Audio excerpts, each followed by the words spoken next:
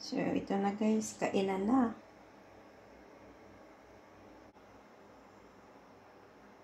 Saluyot!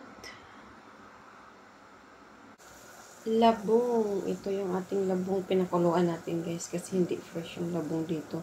Masyadong matapang amoy. Labong ng Thailand. Made in Thailand. So, hello. Today's craving guys. Magluluto tayo ng labong with crabs. Fresh po yung ating crabs. Pero yung ating labong ay hindi na po yan fresh. So, ito po yung ating gata. Ito naman po yung, lagyan po natin siya ng okra. Ayan, guys. Ito pala yung ating saluyot. Nakababad siya sa tubig. Nilagyan ko ng asin at saka suka para matanggal yung mga ano-anong mga insekto meron. Saluyot, guys. Ayan na siya, guys. Pakuluan lang natin yan siya until maluto. Ito na yung ating saluyot at saka sili, guys. Ilagay na natin.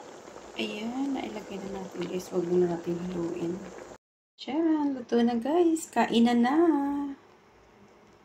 Ginata ang labong na may alimasag.